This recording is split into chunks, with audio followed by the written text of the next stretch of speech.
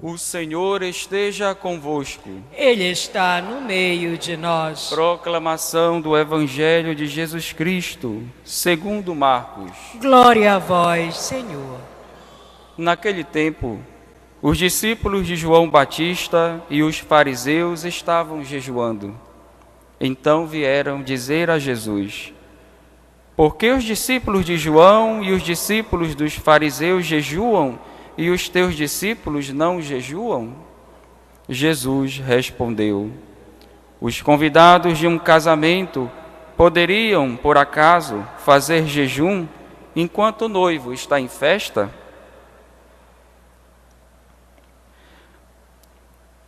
Mas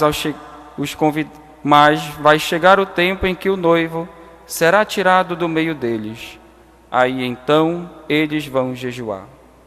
Ninguém põe um remendo de pano novo numa roupa velha, porque o remendo novo repuxa o pano velho e o rasgão fica maior ainda. Ninguém põe vinho novo em odres velhos, porque o vinho novo arrebenta os odres velhos, e o vinho e os odres se perdem. Por isso, vinho novo em odres novos. Palavra da salvação. Glória a vós, Senhor. Aleluia, aleluia, aleluia, aleluia. Prezados todos, irmãos e irmãs presentes aqui no Santuário da Rainha da Amazônia, irmãos e irmãs coligados conosco através da rádio web do Santuário, irmãos e irmãs que nos acompanham, e são tantos nesta hora, através da Rede Nazaré de televisão, pelas suas 40 retransmissoras em toda a nossa região. É o mais alto índice da audiência da Rede Nazaré de televisão, a Santa Missa das 18 horas, transmitida aqui da Basílica Santuário. Que grande graça de Deus! Estamos, pois, iniciando o tempo comum, assim chamado, porque não tem uma celebração forte e intensa como vivemos no Advento, no Natal, logo mais o faremos na Quaresma, depois na Páscoa.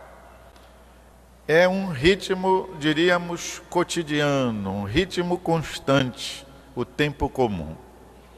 E a liturgia vai nos possibilitando ir aprendendo, ir quase que contemplando gestos, feitos, ditos, comportamentos de Jesus Cristo com os seus discípulos e que nos ajudam assim a perseverar na fé.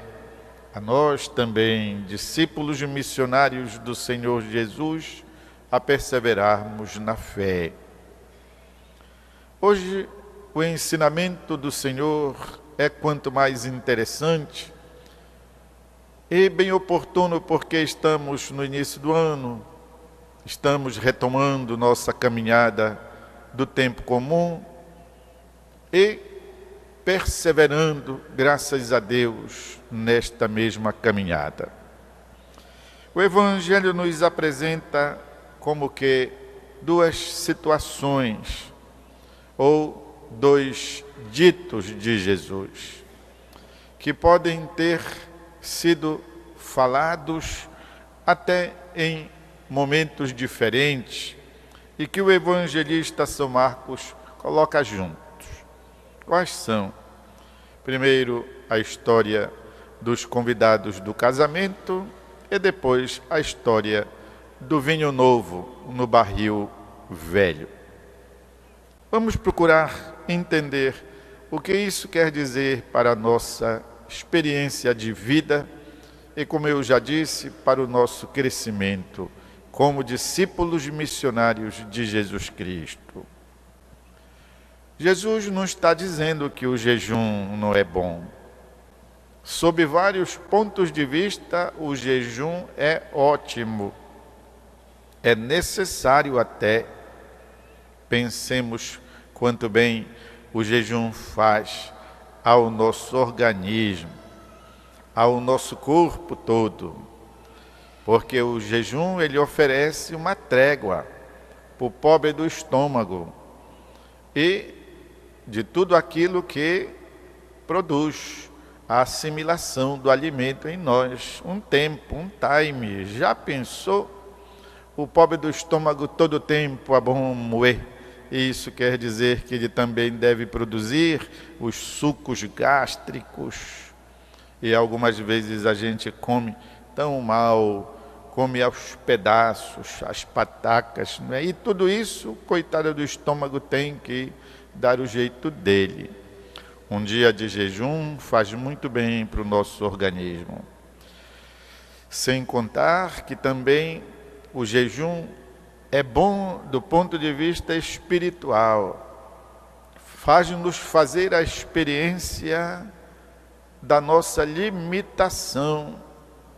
Algumas horas sem comer e a gente não aguenta mais, não é isso? E começam a dar então os suores frios, os desmaios, alguma coisa assim. Há pessoas que com fome ficam aborrecidas, irritadas. Então o jejum nos faz perceber, puxa, eu tão autossuficiente, tão arrogante, tão cheio de mim, o que sou sem comida? Nada. O jejum também nos faz fazer a experiência espiritual, a força, porque o jejum se torna uma espécie de oração.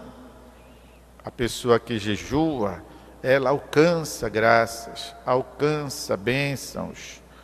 Quando aconteceu que aquele criminoso, por quem Santa Teresinha de Jesus rezava, não quis se confessar na última hora, mas ele beijou o crucifixo do padre, e que ela soube, ela disse, puxa, graças a Deus, agora eu posso comer. Entendeu que foi o seu jejum, que foi a sua sede que produziu, pois, no último momento do criminoso, um gesto que expressava a sua conversão, o seu arrependimento. E quantas graças são alcançadas através do jejum. Tudo isso para dizer que, portanto, Jesus Cristo não ia dizer que o jejum não serve para nada. Vamos reler o texto. Os fariseus vêm perguntar por que os discípulos de João e os discípulos dos fariseus jejuam e os discípulos de Jesus não jejuam. E Jesus, na verdade, ao responder-lhes, lhes faz uma catequese. E a partir de um acontecimento lá, que deveria ser, a presença do jovem que vai casar, junto com os seus amigos, deviam fazer aquelas despedidas de solteiros, coisas assim, a festa do casamento, e depois, claro, o rapaz vai com a sua esposa para a lua de mel, e os amigos ficam privados da presença do amigo que casou. Faz parte da vida, mas não deixam de sentir saudades e a falta do amigo querido. Pois bem, Jesus diz que por isso mesmo os amigos ficam alegres, comem, bebem, festejam, pois o matrimônio do amigo. E depois que ele se vai, agora perdeu a graça, vamos embora, cada um para sua casa. Jesus faz uma comparação e diz que enquanto ele, o noivo, enquanto o próprio Senhor está no meio de nós, é para nos alegrarmos, é para usarmos da sua presença, é para nos reunirmos ao redor do seu carisma, daquilo que provoca nas pessoas a vontade de estarem juntos com aquele amigo.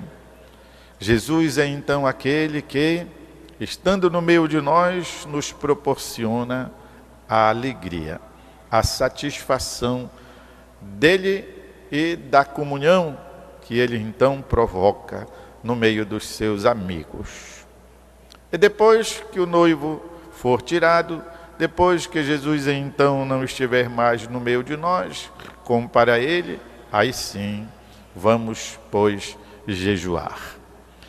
Mas a vontade de Jesus é também a de dizer que o jejum por si mesmo, se não é feito com uma intenção, se não tem um propósito, é detestável. Quem gosta de passar fome? E neste caso, então, seria passar fome mesmo, não seria um jejum. Portanto, o acolhimento de Jesus que nos vem, a alegria de estarmos com Ele e experimentarmos em determinadas situações a sua ausência. E também de podermos fazer acontecer todas as outras realidades do discipulado com consciência. Além de que não são bem as obras e os gestos ou as práticas, digamos, religiosas, de piedade em si mesmo, que tem importância. Depende do espírito que as anima. Depende daquilo que colocamos, pois, de interioridade, do valor que damos àqueles gestos que realizamos, dentre os quais o jejum. E, na verdade, para usarmos da primeira leitura, o trecho do livro de Samuel, onde então está falando que o Senhor não quer, pois, sacrifícios, holocaustos, jejuns, mas Ele quer obediência à sua palavra e à sua vontade, o que Saul não fez, e por isso foi destituído da amizade de Deus. O reinado lhe foi tirado. Portanto, sabermos cultivar um coração, uma vivência da fé grata, com alegria, enquanto possível pura, uma vivência da fé de modo puro, de modo íntegro, de modo honesto, porque Jesus conhece o nosso coração, porque Jesus sabe qual é o espírito verdadeiro que anima as nossas práticas religiosas, as nossas práticas do bem, as nossas orações. Por isso, meus irmãos e irmãs, aprender de Jesus a desejar muito a pureza da nossa vivência na fé. Depois o dito sobre os barris velhos dentro dos quais se coloca vinho novo.